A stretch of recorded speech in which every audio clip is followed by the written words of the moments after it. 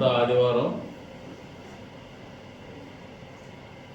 మాజీ ఎమ్మెల్యే గారితో కావచ్చు, పుర ప్రముఖులతో కావచ్చు, సమాజంలో ఉన్నటువంటి ప్రముఖ వ్యక్తులతో కావచ్చు, అదేవిధంగా రియల్ ఎస్టేట్ వ్యాపార రంగానికి చెందినటువంటి వ్యాపారస్తులతో కావచ్చు, రియల్ ఎస్టేట్ రంగంలో ఉన్నటువంటి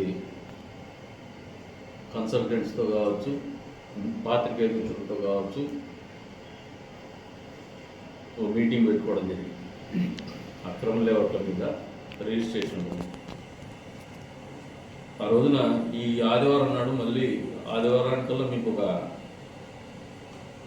సానుకూలమైనటువంటి నిర్ణయం తెలియజెప్తామని చెప్పడమే జరిగింది.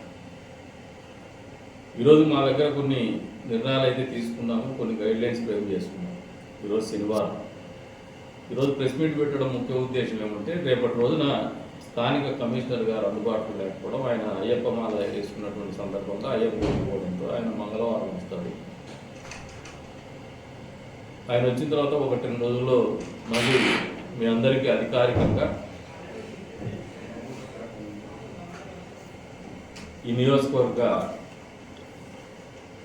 పరిపాలనాధికారులు, సబ్ రిజిస్టర్ ఆఫీసరు, అదే రంగ మున్సిపల్ కమిషనర్, ఆర్టీఓ గారి సమక్షంలోనే మేము ఆలోచన చేసినటువంటి విధి విధానాలని ప్రజలకు తెలియజెప్పడము, వ్యాపారస్తులకు తెలియజెప్పడం జరుగుతుంది. దీంట్లో పారదర్శకత ఖచ్చితంగా మెయింటైన్ అవుతుంది. నేను కూడా ఉంటాను రోజు వాళ్ళతో పాటు ప్రెస్ మీటింగ్, లేదు ఇంకో మీటింగ్ ప్రజలతోనే పెట్టుకోరైనా చెప్తాను, లేదంటే ప్రెస్ ద్వారా అయినా మీకు తెలియజేస్తాను. ఎవరు ఆందోళన చెందాల్సినటువంటి పరిస్థితి లేదు. మేము ప్రజలు ఇక్కడ సంతోషంగా బతకాలనే ఆలోచనతో, ఒక పద్ధతిగా బతకాలనే ఆలోచనతోనే మా విధి విధానాలు ఉంటాయి. కేవలం కొంతమంది ముఠాగా ఏర్పడి ప్రజల్ని ఇబ్బంది పెట్టేటువంటి పరిస్థితుల్ని ఉపేక్షించాము. మళ్ళీ చెప్తున్నాను, ప్రభుత్వ భూముల్ని బాగా చేసినటువంటి